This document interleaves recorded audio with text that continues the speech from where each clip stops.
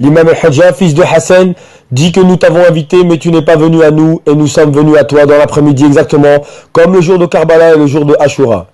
Ce sera un jour triste, malgré l'apparence propice. Mon professeur a dit que je peux voir les partisans dire « Ô maître, que pouvons-nous faire ?»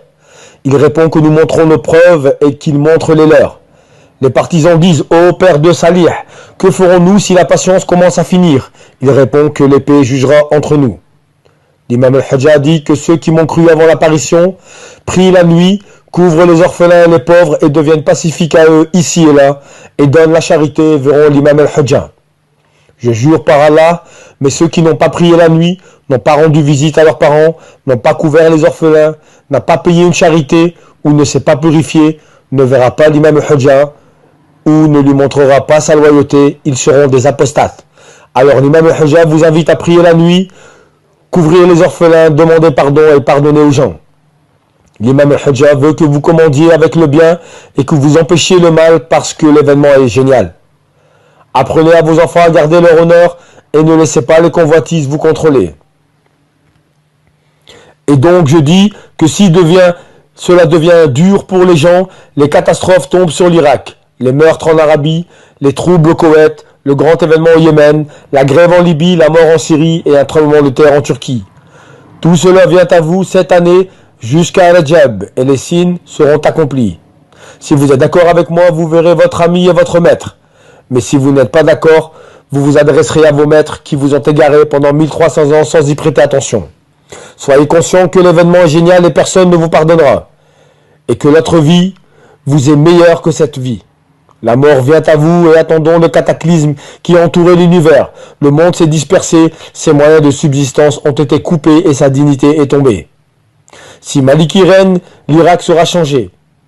Et que les gens sachent que Maliki était le chef stratégique, et s'il règne, l'Irak se développera avec tout le respect pour M. Abadi que j'aime.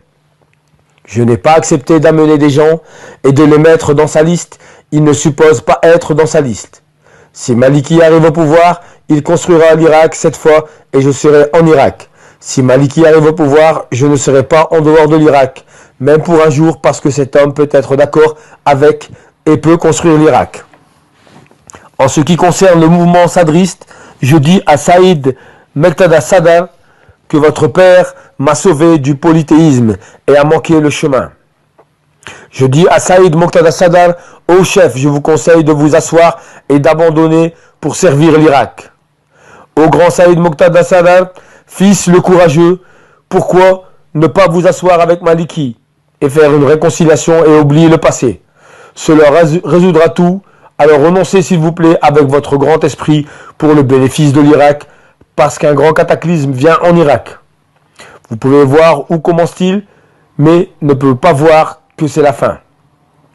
Oublions le passé pour toujours et construisons ensemble l'Irak sunnite, chiite, kurde, chrétien et sabéen. Les gens vous regardent parce que vous avez la solution. Vous osez assez et n'acceptez pas les erreurs. Alors soyez l'eau qui irrigue l'Irak. Si vous renoncez, certainement tous les gens seront d'accord. Mon professeur m'a demandé de te dire de renoncer parce que nous passons un moment difficile et je te dis que je suis un soldat pour toi. Je suis sadriste, badriste et je suis originaire du Hezbollah.